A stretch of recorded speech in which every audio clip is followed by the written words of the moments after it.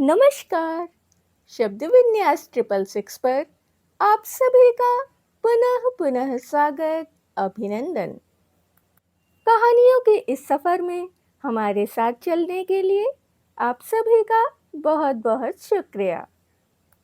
कहानियों की श्रृंखला में आजकल हम सुन रहे हैं धर्मवीर जी की कहानी गुल की बन्नो।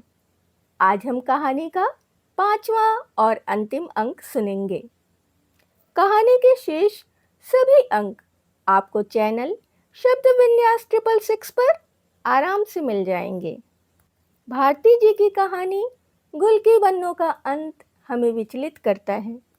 कुबड़ी गुलकी को गुल की बन्नो का विशेषण देकर जिस क्रूर परिहास को इंगित किया गया है और उसे जिस प्रकार पति की दूसरी पत्नी की सेवा के लिए विदा किया गया है, वो सामाजिक विद्रूपता को चिन्हित करता है। अब हम कहानी का आखिरी अंक सुनते हैं, तो सुनना प्रारंभ करें। सुबह निर्मल की माँ के यहाँ मकान खरीदने की कथा थी। शंख, घंटा, घड़ियाली, केले का पत्ता, पंजीरी, पंचामृत का आयोजन देखकर मुन्ना के अलावा सब बच्चे इकट्ठा थे। निर्मल की माँ और निर्मल के बाबू पीढ़े पर बैठे थे। गुलकी एक पीली धोती पहने माथे तक घूंघट काढ़े सुपारी काट रही थी और बच्चे झांक झांक कर देख रहे थे। मेवा ने पहुंचकर कहा, ए गुलकी, जीजा जी के साथ जाओगी क्या? कुबड़ी ने झेप कर कहा, धत्तरे, ठिठोली करता है। और लज्जा भरी जो मुस्कुराहट किसी भी तरुणी के चेहरे पर मनमोहक लाली बनकर फैल जाती, उसके झुर्रियोंदार, बेडौल, नीरस चेहरे पर विचित्र रूप से विभत्स लगने लगी। उसके काले पपड़ेदार होंठ सिकुड़ गए, आंखों के कोने मिचमिचा उठे और अत्यंत कुरूचिपूर्ण ढंग से उसने अपने पल्ले से सर ढक लिया और पीठ सीधी कर जैसे कुबड़ छिपाने का प्रयास करने लगी। मेवा पास ही बैठ गया। कुबड़े ने पहले इधर उधर देखा, फिर फुसफुसाकर मेवा से कहा, क्यों रे, जीजा जी कैसे लगे तुझे? मेवा ने असमंजस में या संकोच में पड़कर कोई जवाब नहीं दिया, तो जैसे अपने को समझाते हुए गुलकी बोली, कुछ भी होए, है तो अपना आदमी, हारे गाढ़े कोई और काम आएगा।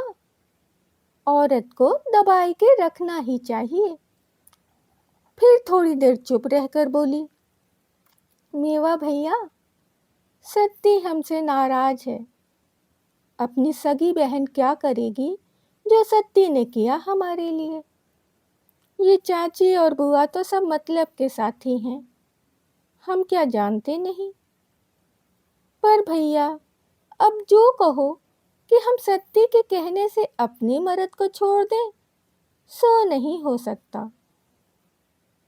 इतने में किसी का छोटा सा बच्चा घुटनों के बल चलते चलते मेवा के पास आकर बैठ गया।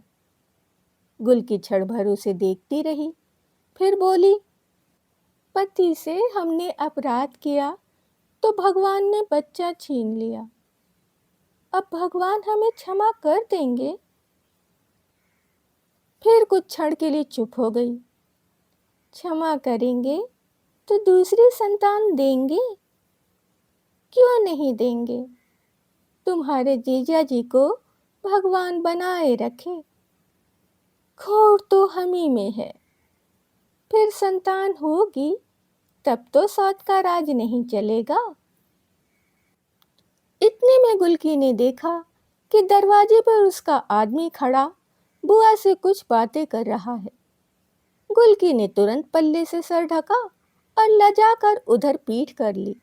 बोली, राम राम, कितने दुबरा गए हैं। हमारे बिना खाने पीने का कौन ध्यान रखता? अरे, सौत तो अपने मतलब की होगी। ले भैया मेवा, जा तो 2 बीड़ा पान दे आ जीजा जी को। फिर उस उसके मुंह पर वही लाज की विभत्स मुद्रा आई। तुझे कसम है, बताना मत किसने दिया है। मेवा पान लेकर गया, पर वहां किसी ने उस पर ध्यान ही नहीं दिया। वह आदमी बुआ से कह रहा था, इसे ले तो जा रहे हैं, पर इतना कहे देते हैं। आप भी समझा दें उसे कि रहना हो तो दासी बनकर रहे, न दूध की न पूत की, हमारे कौन काम की। पर हाँ, औरतिया की सेवा करे, उसका बच्चा खिलावे, झाड़ू बुहारू करे तो 2 रोटी खाए पड़ी रहे।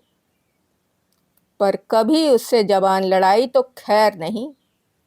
हमारा हाथ बड़ा जालिम है, एक बार कुबड़ निकला, अगली बार परान निकलेगा। क्यों नहीं बेटा, क्यों नहीं, बुआ बोली, और उन्होंने मेवा के हाथ से पान लेकर अपने मुंह में दबा लिए। करीब 3 बजे इक्का लाने के लिए निर्मल की माँ ने मेवा को भेजा। कथा की भीड़ भाड़ में उनका मूड पिराने लगा था, अतः अकेली गुलकी सारी तैयारी कर रही थी। मटकी कोने में खड़ी थी, मिरवा और झबरी बाहर गुमसुम बैठे थे। निर्मल की माँ ने बुआ को बुलवाकर पूछा कि बिदा बिदाई में क्या करना होगा। तो बुआ मुंह बिगाड़ कर बोली, अरे कोई जात बिरादरी की है का? एक लोटा में पानी भर के इकन्नी दुअन्नी उतार के परजा पजारू को दे दियो बस। और फिर बुआ शाम की बियारी में लग गई। इक्का आते ही जैसे झबरी पागल सी इधर उधर दौड़ने लगी। उसे जाने कैसे आभास हो गया कि गुलकी जा रही है, सदा के लिए। मेवा ने अपने छोटे छोटे हाथों से बड़ी बड़ी गठरियां रखीं। मटकी और मिरवा चुपचाप आकर इक्के के पास खड़े हो गए। सर झुकाए, पत्थर सी चुप गुलकी निकली। आगे आगे हाथ में पानी का भरा लोटा लिए निर्मल थी। वह आदमी जाकर इक्के पर बैठ गया। अब जल्दी करो, उसने भारी गले से कहा। गुलकी आगे बढ़ी, फिर रुकी और टेंट से 2 अधन्नी निकाले। ले मिरवा, ले मटकी। मटकी जो हमेशा हाथ फैलाए रहती थी, इस समय जाने कैसा संकोच उसे आ गया कि वह हाथ नीचे कर दीवार से सटकर खड़ी हो गई और सिर हिलाकर बोली, नहीं नहीं बेटा, ले लो। गुलकी ने पुचकार कर कहा। मिरवा मटकी ने पैसे ले लिए और मिरवा बोला, छलाम गुलकी, ए आदमी छलाम। अब क्या गाड़ी छोड़नी है?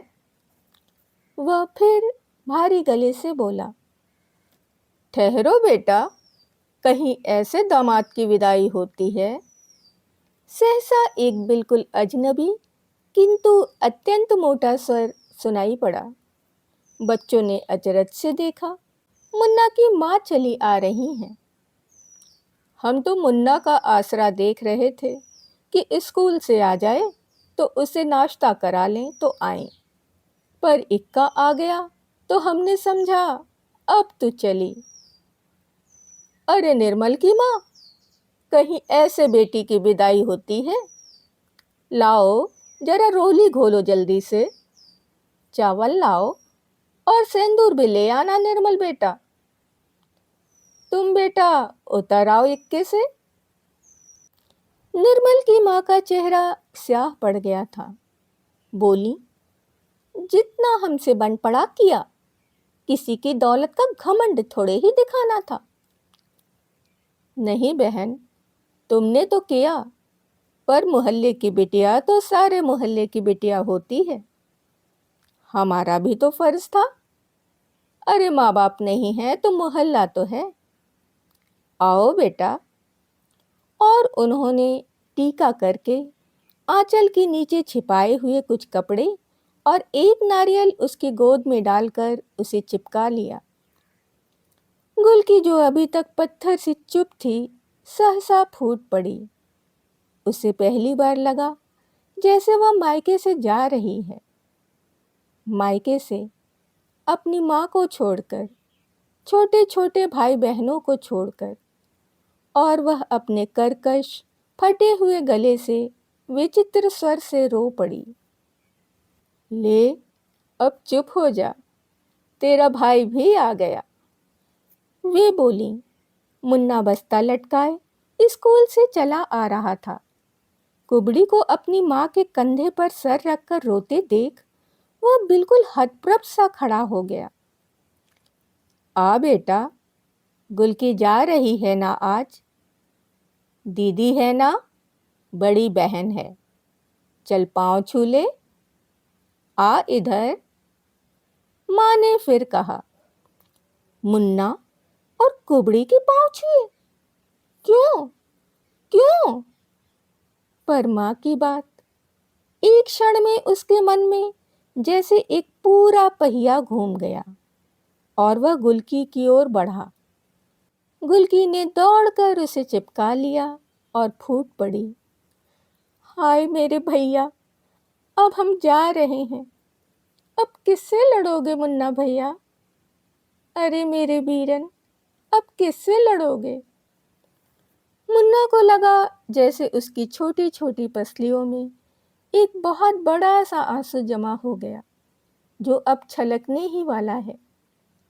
इतने में उस आदमी ने फिर आवाज दी और गुलकी कराह कर मुन्ना की माँ का सहारा लेकर इक्के पर बैठ गई। इक्का खड़ खड़ कर चल पड़ा। मुन्ना की माँ मुड़ी कि बुआ ने व्यंग किया। एक आध गाना भी विदाई का गाए जाओ बहन, गुलकी बन्नो ससुराल जा रही है। मुन्ना की माँ ने कुछ जवाब नहीं दिया। मुन्ना से बोली, जल्दी घर आ जाना बेटा, नाश्ता रखा है। पर पागल मिरवा ने, जो बम्बे पर पांव लटकाए बैठा था, जाने क्या सोचा कि वह सचमुच गला फाड़ कर गाने लगा। बन्नो डाले दो पत्ते का पल्ला, मोहल्ले से तली गई राम। यह उस मोहल्ले में हर लड़की की विदा पर गाया जाता था।